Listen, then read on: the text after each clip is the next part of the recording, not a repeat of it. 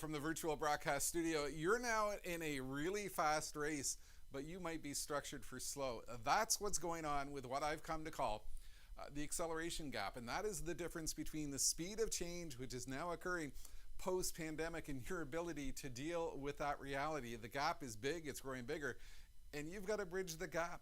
Here's what's going on. Pre-pandemic, a lot of organizations around the world were bringing me in for insight on what do we do to deal with the fact that the trends are getting ahead of our ability to deal with the reality of what they represent. And so part of my message was that the future belongs to those who are fast, and what we need to do is think big, start small, scale fast. Well, what the pandemic has done, it has taken trends which existed previous to the pandemic, it has made them even faster, and it has introduced a whole series of new trends. So while we were struggling pre-pandemic with the reality of a world of acceleration, the fact is the world of acceleration is getting faster, and the gap, the difference between the speed of the trends which are underway and your ability to deal with them is growing at a staggering pace. I'll give you 3 examples. FedEx expected to be in a situation where they would be shipping 100 million particles.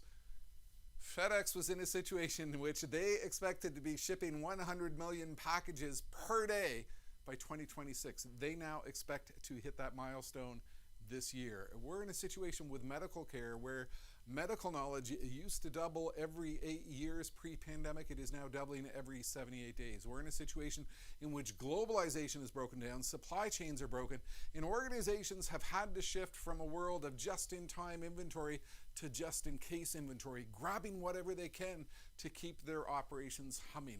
The world is very different from what it was just a few years ago, and what this has done, it has thrown all of the assumptions we've had with respect to operations, with respect to strategy, with respect to logistics, with respect to leadership, right out the window. And it has introduced a very significant gap in the ability of organizations to deal with the speed of change. Think about what has happened. Organizations, and this might be you, are dealing with a situation where you've had to deal with the reality of sudden, unexpected change in consumer behavior. We're dealing with customers who are unlike anything we've ever known before. We're in a situation in which business channels are evolving faster than ever before. Our entire sales cycle that we knew pre-pandemic has been thrown out the window as business channels. Our entire sales teams are subjected to new forms of relentless change. We're in a situation in which we've got a mismatch between our ability to deliver excellent customer service and the expectations that our customers have with respect to that customer service. That's because customers today are moving faster than you're prepared to deal with. That's part of the gap which is emerging. What this has done is that your planning cycle is out of sync. The speed of the trends is now exceeding your ability to strategize for the reality of what those trends mean. This is happening in the context in which your product innovation is falling behind. What has occurred here is product innovation has accelerated through the pandemic, and so you've got to challenge your innovation pipeline in order to keep up. We're in a situation in which timing the future, when do you become involved with a very real trend, the ability to judge that has become more complex. And this is what happens in a world in which, as the speed of trends accelerates to an absolutely staggering degree. What is occurring here is that the impact of weak leadership becomes more apparent and has more impact than ever before. You cannot afford to make mistakes in this new high velocity world. We're in a situation in which the impact of wrong decisions is bigger than ever before, because when time accelerates, everything begins to compress in terms of the impact of the decisions that you make going forward.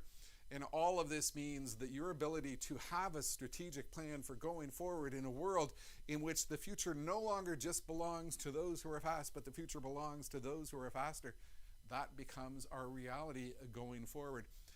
What this leads to is a huge difference in what I call the bar of expectations, and that's our ability to deal with a faster future and where we are actually structured in our ability to deal with that reality. Here is what has really happened. We're dealing with a sudden demand shift in terms of products.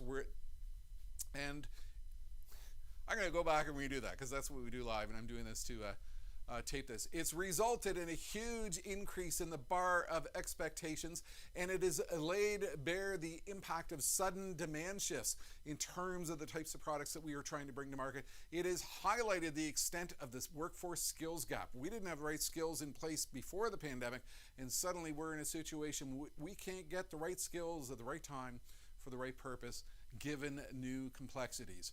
What has occurred with the pandemic? It has laid bare the inability of slow-moving organizations to deal with a fast-paced future. I want you to think about that because this is absolutely critical. This is your reality, and this is the nature of the gap that you need to bridge. The pandemic has laid bare the inability of slow-moving organizations to deal with a fast-paced future. You need to realize that you're running a race. You're structured for slow, and this race is occurring alarmingly and blazing fast. Are you the turtle and you're not prepared? What is real is that we are running. I really blew that one. You're in a situation in which you're running an extremely fast-paced race, and you're the turtle because you're structured for slow in an era of fast. I want you to watch a short little video clip I put together a few years ago, which laid bare the reality of what is underway. What is real is that we are running into a world of faster change with a massive boat anchor holding us back from doing what we need to do to align to this faster future. That's the reality, and what we're doing is we're putting in place barriers that get in the way of our potential success. I want you to think about what your competitors are doing. Your competitors are busy. I want you to think about what your competitors are doing. Your competitors are busy bridging the gap because what they have done is they have learned about what they've managed to accomplish during this pandemic and have discovered some new secret leadership skills which are going to take them forward into a fast-paced future. Think about what has occurred here. They have a better appreciation for the impact of digital transformation. Organizations that are world-class have discovered that they can destroy and obliterate the committee structure which gave them a slow-moving structure. They can eliminate the barriers which get in the way and provide for an organizational sclerosis with their innovation and creativity efforts. They are in a situation in which they have learned how to accelerate external partnerships, getting the right skills at the right time for the right purpose. They have discovered that they can challenge themselves when it comes to process, and they can implement a fast change to process to align to the reality of the speed of the trends occurring all around them. They have learned how to assemble fast, nimble teams, getting the right skills in place at the right time for fast, new, emerging trends. They can, accelerate their ability to deal with the reality of the volatility which surrounds them at a staggering pace. They have learned to adapt to faster business model innovation. We have seen more response to business model disruption in the last year than we have seen in the last 25 years. And organizations have learned something new and something powerful about how to align to disruptive thinking. They have discovered the benefit of fast decision-making. Slow, ponderous decision-making has gone out the window in this world in which change happens faster than ever before. They have discovered through this the power that comes from a flatter decision-making structure and a flatter leadership structure as we eliminate the layers between people within the organization. What has occurred is we have realized and learned how to accelerate our innovation product pipelines to get product to market faster. And perhaps one of the biggest benefits of the pandemic is that we've seen the death of PowerPoint because there's no time to study, there's no time to debate, there was only time to do what was necessary in order to survive. Through all of this, organizations have learned a lot more about volatility and how to build resilience into their operations, knowing that anything can come in a world in which the unexpected becomes the new norm. They have learned to deploy at speed. This is what they've really learned. Organizations have discovered how to move quickly, and they aren't going back to their previous slow world.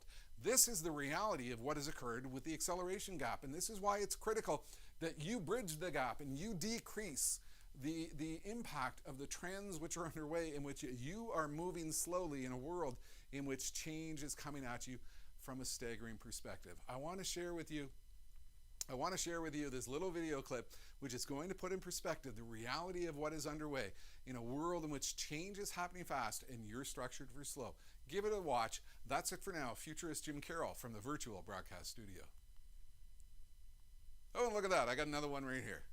Hey, you want to know a really fun fact? One Wall Street Journal article recently suggested that some 60% of global bank and insurance companies' business systems are still running on COBOL. An article in CIO Journal suggested the number is 80%. I don't know about you, and even if these numbers are true or not true, what is real is that we are running into a world of faster change with a massive boat anchor holding us back from doing what we need to do to align to this faster future. I'm Jim Carroll. I'm a futurist trends and innovation expert, and I spend my time with organizations worldwide to put into perspective the fast-paced trends which are completely changing industries at a furious pace. Organizations like New York Life, Wells Fargo, the National Australia Bank, Lincoln Financial, Anthem Healthcare, Chubb Insurance, and all kinds of others have had me in for high-level insight on how to respond